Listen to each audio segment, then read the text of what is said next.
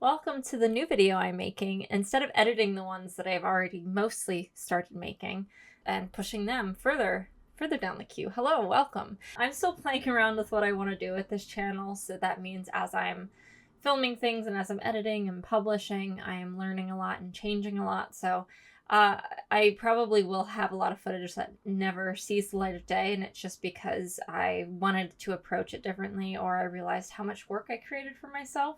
But I'm just trying to follow the ideas as I have them. So for this, I wanted to attempt a casual, comfy, get to know me sort of video.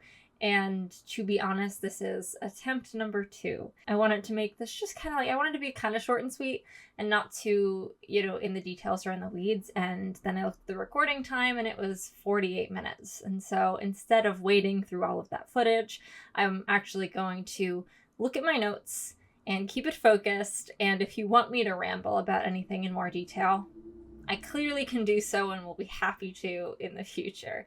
So just thank you for navigating whatever this and whatever all of my videos end up being.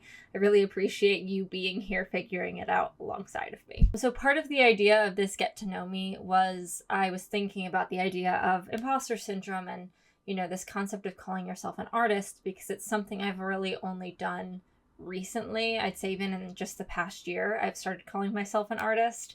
And I thought it'd be cool to kind of pair that with a bit of my background as a creative or just as an artist, and how that kind of all just ties together in my brain. So there's that. I've also just been connecting with so many people in the fantasy community, and I know that at events or at photo shoots, I can come off very shy and reserved. And I am not quite the same way on camera. I'm a lot more open and it's much more of a comfortable space for me. So sometimes this is the best way for me to share about myself as I warm up to folks, because I just have very, very massive social anxiety and I am pushing through it to be there because I want to be there so much, but brain struggle at talking with others. So it's really not you, it's me, and that's why I want to share a little bit about myself as well. I figured I would just kind of go through the artistic pursuits that I picked up, and I put down the age in which I started them. Some of them I've kind of fallen off the wayside for, but a lot of them I still do in some capacity. The first thing is dance. So I actually started dancing, I think when I was around 3 years old, and I did that for many years in that class environment, doing recitals every year. Only reason I really stopped dance was once we had moved, and then I had to find a new studio, and I just didn't, resonate with that studio as much, whether it was the dance styles or the teachers or just the environment of it. It just didn't click, and so I've still danced to some capacity, but it's mostly for exercising or when I go to events that, a dance floor is available. But besides that, it's not part of my, it's not something that I pursue pretty regularly. The next thing that I would add on to that is music. So I think I'm just going to go roughly around the age of 10 for that one, because it's hard to say exactly when it started, but a combination of starting to learn instruments and singing. So in terms of instruments, the first thing I picked up, besides the recorder and stuff you do in music class, was the flute.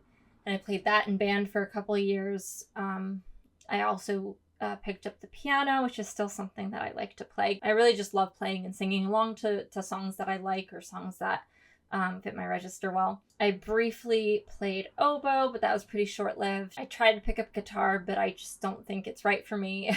I still have it. Maybe I'll attempt it again one day, but isn't working. But then I picked up the ukulele, and there are a handful of instruments that I would still love to learn to play at some point. Singing has also just been a very, very big part of my life, starting with just, school choirs, and then ending up, by the time I was a senior in high school, I was in 3 choirs concurrently, and then in college and outside of college, I was participating in jazz choirs, because that is the style of singing that my voice is best suited for, and a lot of fun to sing. Singing is something I definitely don't pursue regularly now, but I do it basically every day.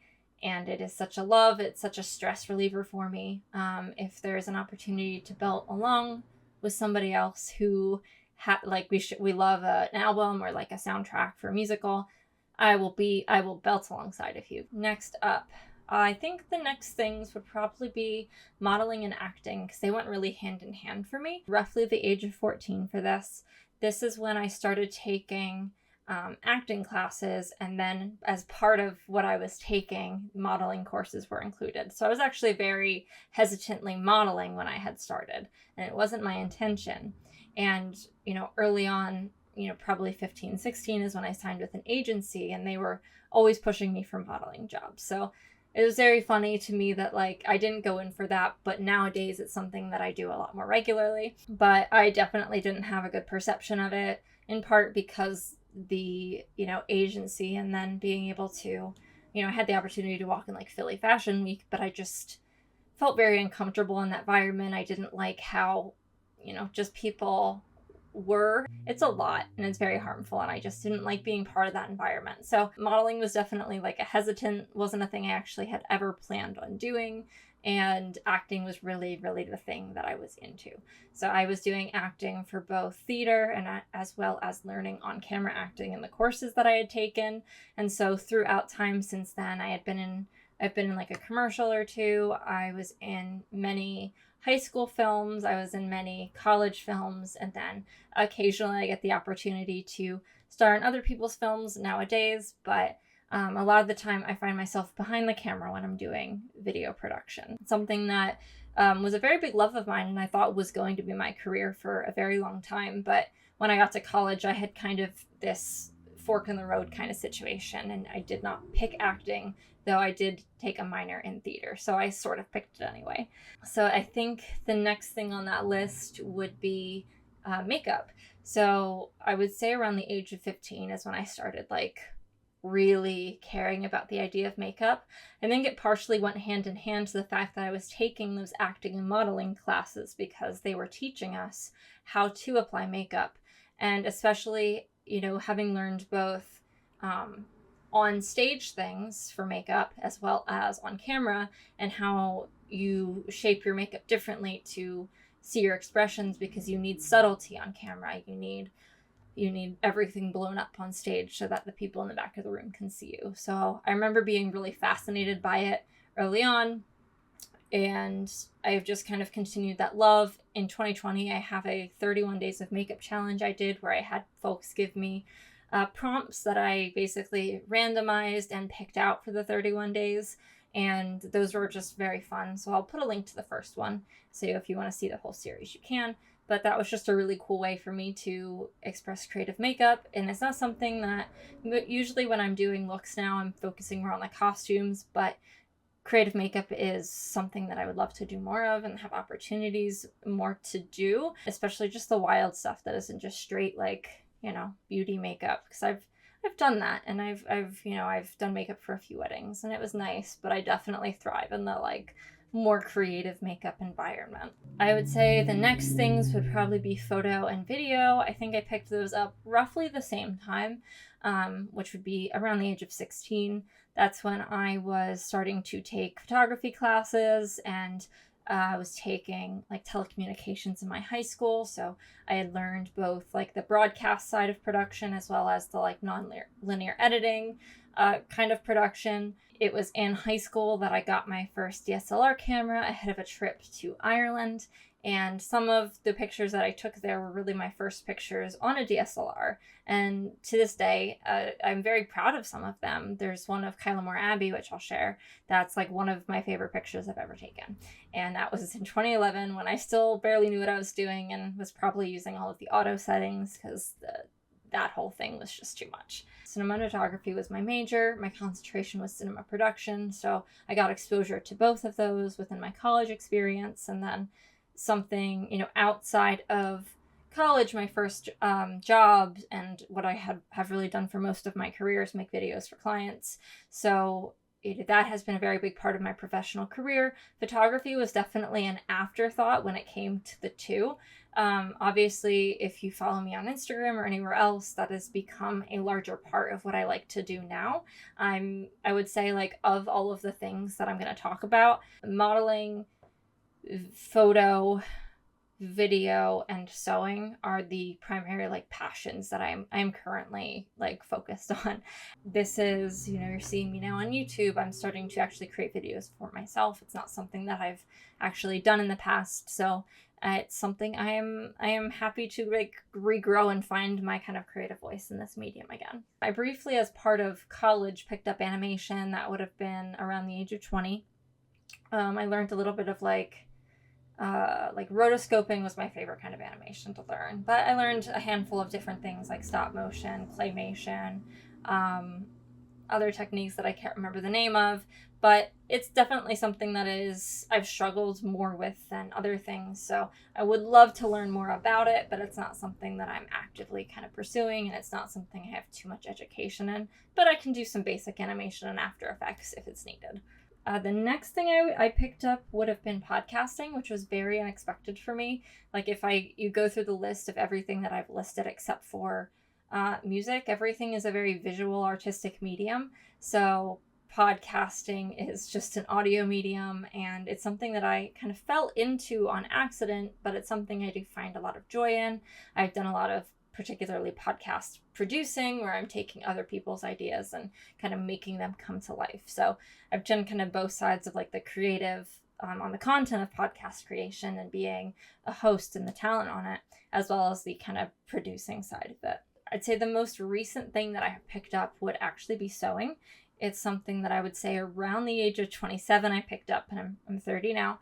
So that has been, obviously, if again you look at my Instagram or even my videos here where I'm creating stuff pretty regularly, it is something that, like, once I figured out I could sew, it just kind of exploded. I have so many ideas that I want to continue pursuing.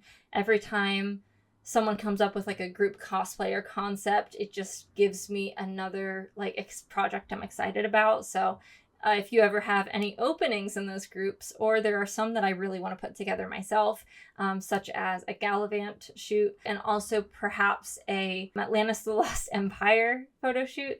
I want to put those group shoots together, group cosplays together at some point. But I'm also I love the idea. I love participating in others' things. Something that I get to do a lot is produce things for people. So I do love my own ideas and helping other people's ideas come to life. So I say all of this about my background. One, I hope you get to know me a little more from it, but I think, this all came about with the idea of imposter syndrome and how I really didn't start calling myself an artist until this past year. And I thought that was very funny next to this list of me basically doing some form of art or entertainment or creativity since the age of 3. So the fact that I didn't call my artist until very recently, in part because of imposter syndrome, and I think it was for so many reasons, because growing up, I was comparing what I did to art class. And so art class was painting and drawing and ceramics, which I enjoy doing, but they're not anything I'm passionate about. They weren't things I picked up outside of class. So I compared it to that. So I wasn't creating art. At least that's what I was telling myself. And then I had peers who were doing those types of art, the drawing, etc. And they were definitely much better than me. And I definitely felt like I'm not good enough kind of vibes. Again, it's just a lot of these societal pressures that a lot of us get growing up about that. I thought about, if you're not paid for it, you aren't that thing. And that's very, very narrow-minded. I just kind of assumed that if you didn't get that paycheck, you didn't really count as that thing and you couldn't call yourself that thing. I was thinking things didn't count that I was doing. And then, if my work didn't get as much attention as somebody else, or if people didn't really get it or vibe with it, it would feel like a personal failure. I would feel like I'm not good enough. And, again, it just kind of all compiled. So those were a handful of the things that I think contributed to me feeling this way. And I think especially when we are growing up with that mentality, but then also social media definitely heightens that in the comparison culture, especially in this world where we don't know what's real. We don't know what is, either heavily filtered or has at this point been run through AI and actually, a not real thing that exists. It can be very hard to kind of push away that comparison. For learnings for myself, like actually calling myself an artist has been really, really, I don't know if empowering is the right word, but it helps me. It's motivating to create, I guess. Just being able to kind of claim that for myself. It's very true, and it's how I want to be known to the world, as the art that I create, because I love creating art. And just because I don't have as many followers as somebody else, and just because of whatever reason, doesn't give me any less credit for creating art and finding joy in it and wanting to continue to do it. And really, a lot at the end of the day, I know society, I blame society a little bit for it, but it's also me taking all of that in and getting in the way of myself, where I would have moments where I'd go, you know what, that isn't true. But then me going, well, it's not right. Looking back at society, things that have been kind of placed on me and how that's impacted me, and then also giving myself like the internal permission to call myself an artist and tell people that I'm an artist and not be so bashful with it. And because maybe I don't view what I've created as perfect or as good as somebody else's, it's not any less valid. And I'm also continually learning and seeing from everyone else that we all just have a different vision. We all have a different voice. We all get inspired by each other and what we're doing. And I love that. And when I'm able to take a step back and look at it that way versus trying to compare myself to other people, it's much easier to find joy in the process of creating, and that joy in wanting to create with other people, or just having ideas that you can jump on for yourself. So I am, I guess at the end of the day, thankful that I was able to get it the fuck out of my own way, but also be able to meet people that reminded me of this concept that I love, which is community over competition, where we're all just supporting each other's work because we all just want to make cool things. And that's just something that brings me a lot of joy and something that I just want to continue doing. So I think this one was significantly shorter than my last recording, and I tried to talk quickly, so I apologize if it feels a little rushed, but I was trying to get a lot of information in because I was excited about this idea and don't know when to stop. So let me know if you experience imposter syndrome, or struggle with calling yourself, whether it's an artist or a photographer or a whatever you do. I'd love to know about your experiences with it, and if you're somebody who has kind of worked through that and is able to kind of claim that title, or not title, but you know what I mean, for yourself. I'd also love to know tips and tricks that have helped you do that. Maybe we can help each other continue to make sure that we're creating stuff for us. So thank you for watching. I will see you all soon, and hope you didn't mind the rambles. Bye.